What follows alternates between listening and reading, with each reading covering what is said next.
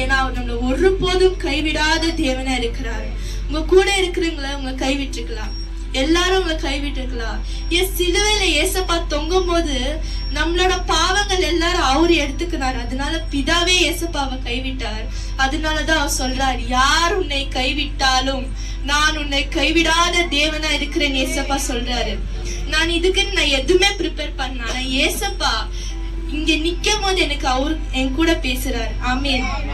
அதுதான் சொல்றாரு, யார் உன்னை கைவிட்டார் அவனை கைவிட மாட்டேன்னு சொல்லிட்டு.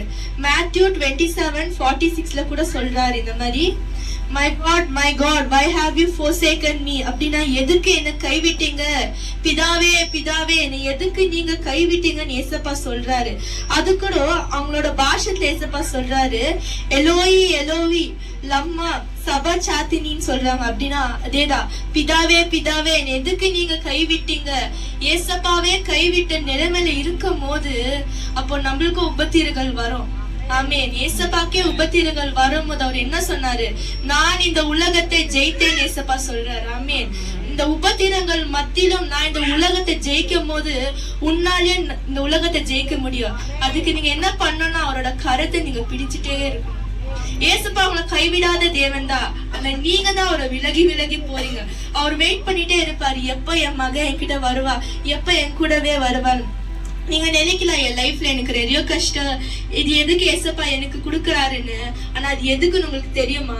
நீங்க கஷ்டத்தினாலனாச்சும் ஏசப்பா கிட்ட நீங்க வருவீங்க, அதனாலதான் அவர் கைய நீங்க பிடிப்பீங்கன்னு சொல்லிட்டா அவர் என்ன பண்றாரு, நிறைய கஷ்டங்கள் நம்ம வாழ்க்கையில கொடுக்கறாரு. அதுதான் அவர் சொல்றாரு, என்ன உபத்திரங்கள் வந்தாலும் நீ அதை மேற்கொள்ளுவ, ஏன்னா நான் இந்த உலகத்தை ஜெயித்தேன், நான் உன்னை கைவிடாத தேவனா இருக்கிறார். பிதாவே கைவிடும் போது ஏசப்பா நம்மள கைவிட மாட்டார். ஆமென். அதுதான் சொல்றாரு. இந்த பீட்டர் கூட பாருங்க, தண்ணில போகும்போது ஏசப்பா என்ன பண்ணாரு, உனக்கு விசுவாசத்தோடு இருந்தா நீயும் நடுக்கலான்னு சொன்னாரு. ஆனா பீட்டர் நடந்தாரு, ஆனா சின்ன கேப்ல விசுவாசத்தை அவர் விட்டுட்டாரு. அப்ப கூட ஏசப்பா கைவிட்டாரா? இல்ல, நீ எங்க நடந்தாலும் உன் கைய நான் விட மாட்டேன் ஏசப்பா சொல்றாரு. இன்றைக்கு உங்க வாழ்க்கையில நீங்க கைவிடப்பட்ட நிலைமையில நீங்க இருக்கலாம்.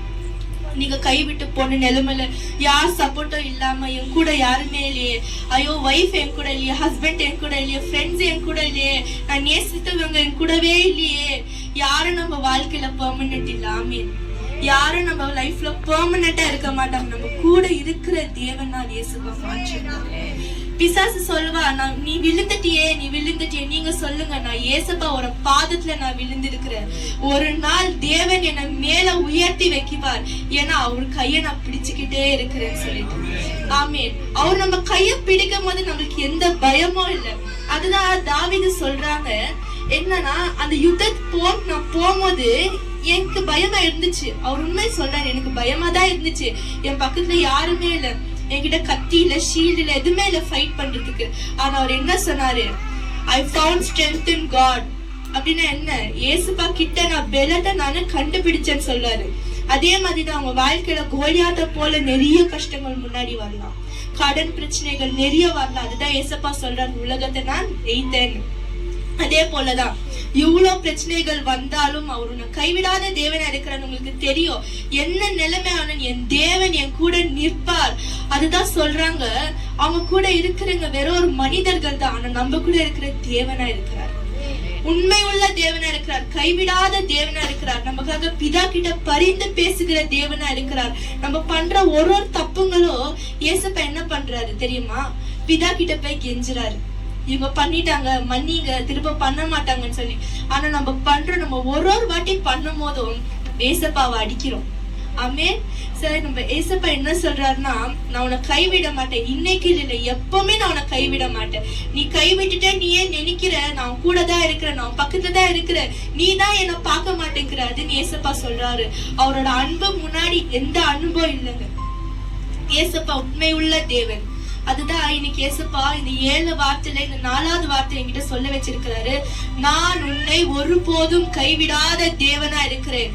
ஏசப்பா நம்மள கைவிட மாட்டாருங்க. எந்த சூழ்நிலை இருந்தாலும் உன்னை கைவிடாத தேவனா இருக்கிறார். அவர் கையை நீங்க பிடிச்சிட்டு இருங்க, நீங்க விடாதீங்க அவர் கையை. நீங்க ஒன்ஸ் அவரை பிடிச்சிட்டீங்கன்னா அவர் உங்களை விடவே மாட்டாரு. எந்த சூழ்நிலை இருந்தாலும் அவர் உங்களை விடாத தேவனா இருக்கிறாரு. இந்த நேரத்துல இப்ப ஏசப்பா இவ்வளவு நேரம் உங்க கூட பேசியதுக்காக நன்றி அப்பா. இந்த நாளுக்காக நன்றி ஏசப்பா. அப்பா இவ்வளவு நேரம் அப்பா ஏசப்பா நீங்க கைவிடாத தேவனை நீங்க சொல்லி அவங்களுக்கு புரிய வச்சதுக்காக நன்றி அப்பா. அப்பா இவ்வளவு நேரம் அவங்க கூட என்ன பேசி நீங்க இடைப்பெற்றதுக்காக நன்றி அப்பா. In Jesus precious name I pray.